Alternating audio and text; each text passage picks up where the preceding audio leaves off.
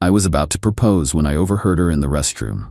I'll just say yes, take the ring, and ghost him. I went back to the table, got down on one knee, and asked the waitress to accept a $10,000 tip paid for by the returned ring. The look on my ex's face as the entire restaurant cheered. I've always been a man who believes in grand gestures. When I love completely. When I commit entirely. For the past 3 years, my world has revolved around my girlfriend, Jessica. I thought we were building a future, a real one. So, I decided to make the grandest gesture of my life. Last night was our 3-year anniversary. I booked a table at Aria, one of those impossibly exclusive restaurants where the tasting menu costs more than most people's rent. In my jacket pocket, nestled in a velvet box, was a 3-carat diamond ring. It had cost me just over $30,000. It was a symbol of everything I felt for her. There was one small practical detail nagging at me. The jeweler had a strict 7-day, no questions asked, full refund policy. After 7 days, it would be store credit only, with a hefty restocking fee. Last night was day 6. I knew I had to propose that night, not just for the romance of the anniversary, but to secure my investment in what I thought was our future. The evening started perfectly. The ambiance was incredible. The food was a work of art. Our waitress, a young woman named Sarah, was wonderful. She was professional and attentive, but I could see a deep sadness behind her eyes. At one point on my way to the restroom, I passed an open service corridor and saw her on her phone, her back to me. She was crying softly. I only caught a few words of her hushed conversation. "Don't know how we're gonna make the payment. Mom's next round of treatment starts Tuesday. I just need a miracle." I felt a pang of sympathy for her. It was a brief, private glimpse into a real person's real struggles, a stark contrast to the performative luxury of the dining room. I continued on to the restroom, the moment sticking in my mind. As I was washing my hands, I heard voices from the adjoining women's restroom. The acoustics in old buildings can be strange, and the voices were unnervingly clear. One of them was Jessica's. The other belonged to her best friend, who I knew she was texting. She must have had her on speakerphone. "He's definitely going to do it tonight," Jessica said, her voice giddy and triumphant. "I can feel it. He's been acting nervous all evening."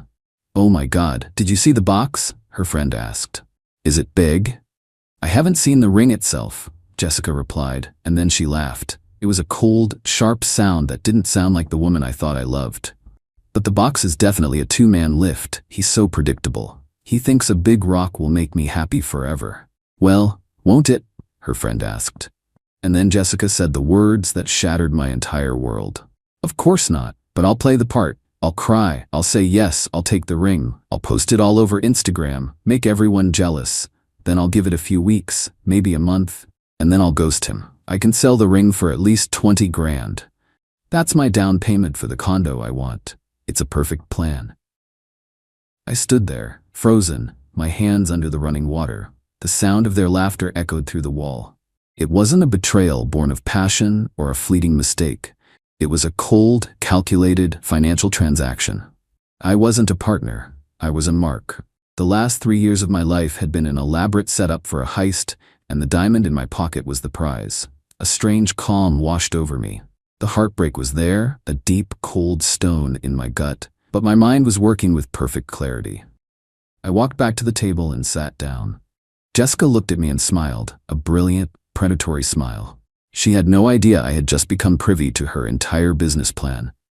I saw the whole chessboard. I saw her, the fake queen. I saw the ring, the prize. And I saw the struggling waitress, Sarah, a pawn in someone else's game, a good person who actually needed a miracle.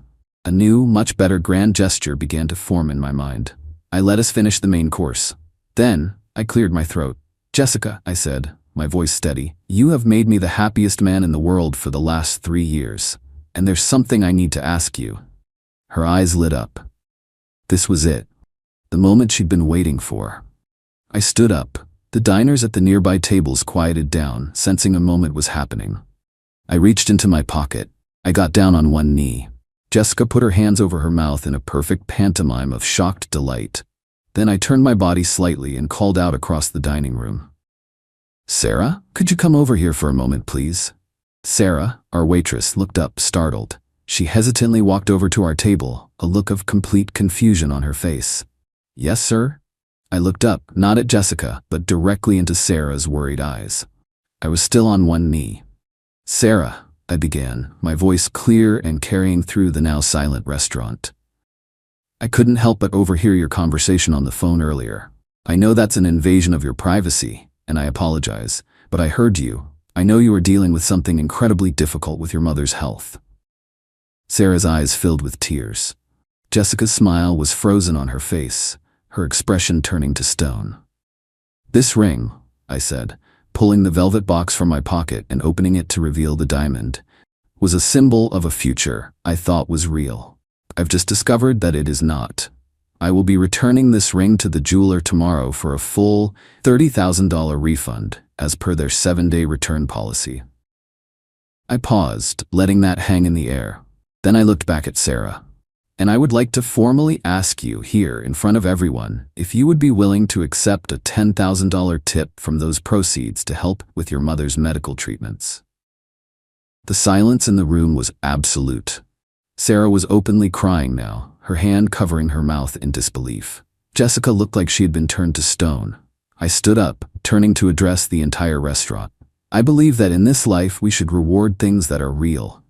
Real struggle, real loyalty, real kindness. I also believe that some people deserve a miracle." I then turned and looked directly at Jessica, my voice dropping to ice. "And some people deserve exactly what they get. Jessica, we are done." For a second there was nothing. Then, one person at a nearby table started clapping. Then another, and another. Within 5 seconds, the entire restaurant had erupted into a roar of applause and cheers. It was a standing ovation. Not for a proposal, but for a demolition. Update 1. The moments following my proposal were a blur of surreal, cinematic chaos. The restaurant manager, a tall man with a perpetually concerned expression, rushed over to our table, clearly unsure if he needed to call for security or a paramedic. "Sir, is everything all right?" he asked, his eyes darting between my stony face, Jessica's horrified one, and Sarah, who was now sobbing with what I hoped were tears of joy and relief. "Everything is perfect," I said, my voice calm. "I just made a young lady a very sincere offer." I turned to Sarah. "I am completely serious about this," I told her gently. "I will be at the jeweler's tomorrow when they open. The money will be refunded to my account. If you are comfortable with it, I would like to make the transfer to you immediately after." I took out my business card and handed it to her. "Send me an email with your details. This is real." She just nodded, unable to speak, tears streaming down her face. I then turned back to the manager, pulled a wad of cash from my wallet, enough to cover our exorbitant meal and a generous conventional tip, and placed it on the table. "Thank you for a memorable evening," I said. Then, without a single glance back at Jessica, who was still frozen in her chair like a statue in a museum of terrible life choices, I walked out of the restaurant. The applause had died down, but I could feel the eyes of every single person in that room on my back. The second I was in the back of a taxi, my phone started to vibrate. It didn't stop. A relentless series of calls and texts from Jessica. I ignored the calls and watched the text previews pop up on my screen. "How could you do that to me? You humiliated me in front of everyone. That was my ring. You owe me that ring, you monster. I'm going to ruin you, you hear me? I'll sue you." I read each one with a detached sense of curiosity. There was no apology, no remorse, just pure, uncut rage that her plan had been discovered and her prize had been snatched away. I waited until the stream of messages paused, then I replied with a single text. "I'm sorry you didn't get the condo down payment you were hoping for. I wish you and your future ghosting victims all the best." Then I blocked her number. Next came the predictable text from her friend, the one she had been on the phone with in the restroom. "You are a sick, twisted monster, Ben," it read. "You completely misunderstood a private conversation and used it to publicly torture a woman who loved you." I replied, "My hearing is excellent, and if that's how she treats someone she loves, I'd hate to see how she treats her enemies. Tell your friend to enjoy her newfound fame. I hear the story is already making the rounds on the local food blogs." I blocked her number too. The next morning, I was at the jeweler's at 10 a.m. sharp. It was day 7. I walked in, presented the ring and the receipt, and explained that the engagement was off. The manager was understanding and processed the full $30,000 refund back to my card. The money was officially mine again. As I was walking out, my phone buzzed with an email. It was from Sarah, the waitress. The email was short, heartfelt, and full of disbelief. She thanked me profusely and provided her bank details, saying that she still couldn't believe it was real. I went to my bank, sat down with a personal banker, and initiated a wire transfer for exactly $10,000 to her account. I sent her back a simple email. "It's real. Tell your mom I'm wishing her a speedy recovery." Later that afternoon, I received one of the most moving emails I have ever read. It was from Sarah again. She confirmed the money was in her account. She told me a little about her mother's illness, about the crushing weight of the medical bills that had been suffocating her family for a year. She said my gesture wasn't just a tip. It was a lifeline. It was the miracle she had been praying for. She said she would never, ever forget it. And in that moment, any lingering doubt I might have had about my decision vanished. The money wasn't gone. It wasn't wasted. I had simply reinvested it. I had taken a symbol of a beautiful lie and turned it into the foundation of a stranger's hope. Jessica wanted to use that money to buy a condo. Instead, I used it to buy a good person a little more time with their mother, and that felt like the best deal I had ever made in my life. Update 2. It has been a few weeks since the night I've come to think of as the proposal. The immediate fallout was exactly as chaotic as you'd expect, but now that the dust is settling, the consequences of Jessica's actions and mine are becoming much clearer. Jessica's first move after realizing her angry texts were being ignored was to try and control the public narrative. She took to social media with a vengeance. She posted a long, tearful video. Her hair was a mess, her makeup was running. It was a carefully constructed performance of a heartbroken victim. In the video, she never mentioned the overheard conversation. She never mentioned the ring. She just spun a wild tale about how I, for no discernible reason, had suffered some kind of psychotic break in the middle of the restaurant. She claimed I had become paranoid and delusional, that I had stood up and started screaming at her, and that I had publicly humiliated her in a fit of madness before storming out. She ended the video by tearfully asking for privacy. During this incredibly painful and confusing time, it was a bold strategy. She was counting on the fact that no one would contradict her. She was raw. The restaurant Aria is a hotspot for local food bloggers and critics. Several people who had been there that night were in the food scene and had significant social media followings of their own. Within hours, the comments on her video started to tell a very different story. "I was there," one prominent food blogger wrote. "This is not what happened." The man was calm and spoke clearly. He gave his waitress a life-changing tip. The entire room applauded him for his kindness. Another commenter added, "We were at the next table. He didn't scream at all. He got on one knee and then publicly offered the waitress $10,000 to help her sick mother. It was the most incredible thing I've ever seen in a restaurant." Even the restaurant's official Instagram account posted a story. It was a picture of a beautiful floral arrangement with a simple caption, "We were honored to witness an act of profound generosity and kindness in our dining room last week. We wish our incredible staff member, Sarah, and her family all the best." Jessica's narrative was not just challenged, it was publicly dismantled by a crowd of witnesses. Her attempt to look like a victim made her look like a liar. She deleted the video within 24 hours, but the screenshots were everywhere. Defeated online, she escalated to a legal threat. I received a thick, intimidating-looking envelope from a law firm. It was a formal demand letter.